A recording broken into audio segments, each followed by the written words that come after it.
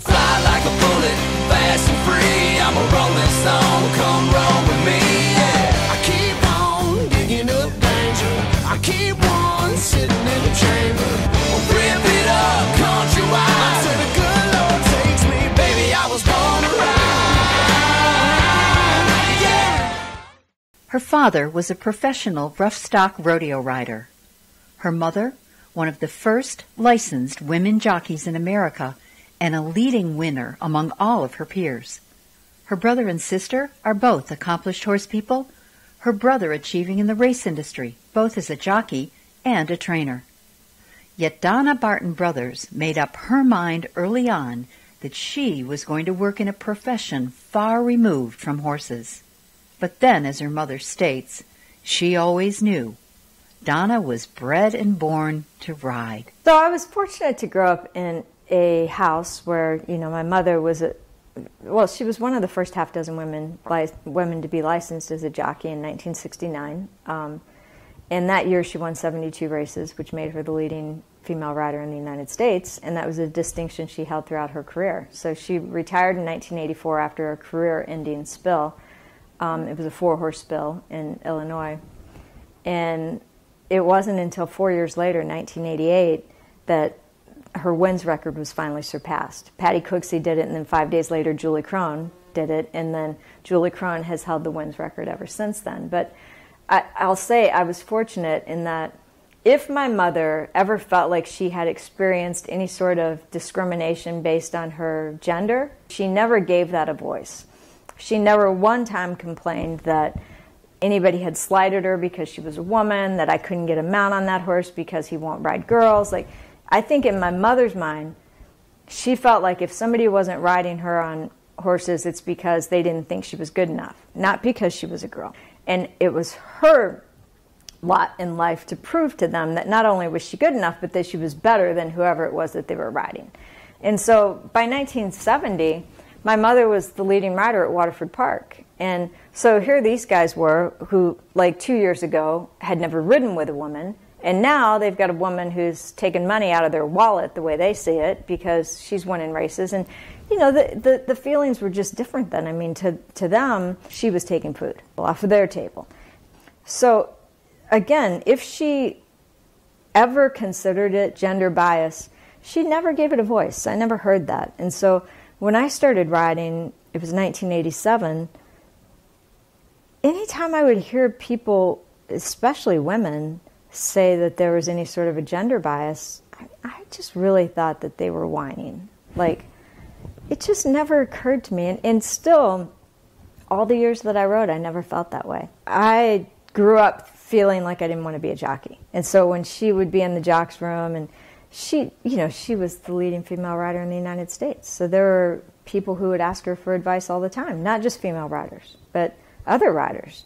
Male riders would ask her for advice on how would you handle this situation, how would you ride this horse, and this horse has done this and that, what would you do with him?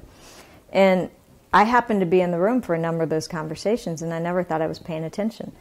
But the very first time I had a horse break down with me in the morning, luckily it wasn't a fatal breakdown, but it was a horse who bowed a tendon. As soon as that horse took the first bad step, I could hear my mother, as if she was right there, saying, pull him up to a stop and get off. Pull him up to a stop and get off. And so, immediately I knew what to do.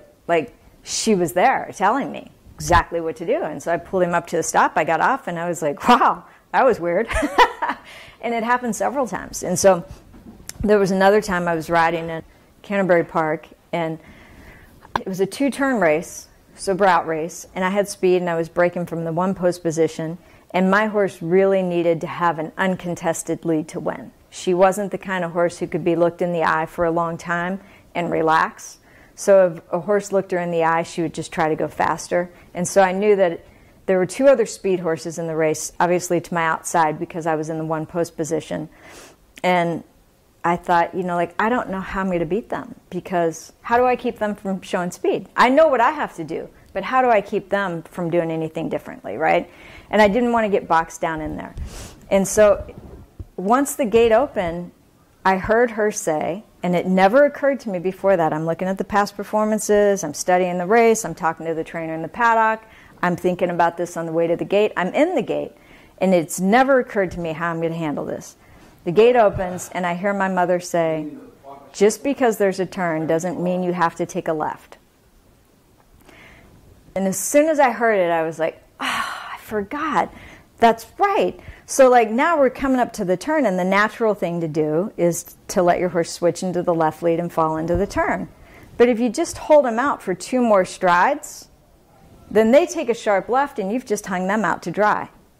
So we get up to the turn. I go straight for 2 more jumps. When I take my left, they're like this, because they don't know when I'm going to turn. I haven't turned yet, right? So they don't know when I'm going to turn. They don't know if my horse is bolting. And it's one of those things that's so subtle that they knew what I did. I won the race, and they came back complaining, and I said, claim a foul. But they knew they couldn't claim a foul because it was such a subtle thing that I did that you wouldn't even be able to notice it on the films. I didn't go out. I didn't come out into their path. I just didn't turn left when they thought I would. And I called my mom up that night, and I was like, thank you. You want to race for me today? And so that happened several times throughout my career where I couldn't, like I don't remember, I didn't call my mom up and say, what do I do about this?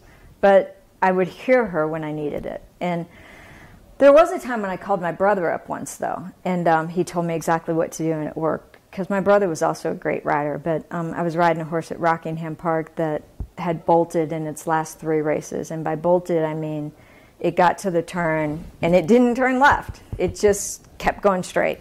And it had bolted pretty badly. But prior to that, it had won several races. I mean, it was a good horse. It wasn't, just some cheap horse that... And the horse didn't get out down the backside. And I told my brother, I worked him in the morning, he doesn't get out. So I don't understand why he's not making the turn. So my brother said, when you get to the turn, pull on the outside rein, the right rein, as hard as you can, and slap him on his shoulder with the stick so that he has to change into his left lead. So not yank it, but just pull it. So if I pull his head, and you can picture it, so we're coming up to the turn, and he's in his right lead like this, right? And if I pull his head out like this as that turn's coming up, he's got to switch into his left lead because I've just thrown him off balance. And he switched into that left lead, made the turn, didn't bolt, won the race. The next time he ran, I was out of town. I was riding a horse in a stakes race in New Jersey, and Jose Bermudez was the other bug rider there at the time, and he rode him, bolted. So... yeah, I mean, I was fortunate to have a jockey family where if I didn't just literally pick up the phone and call them and say, what do I do about this, oftentimes it would just come to me. That's an amazing story. Yeah, it was a lot of fun.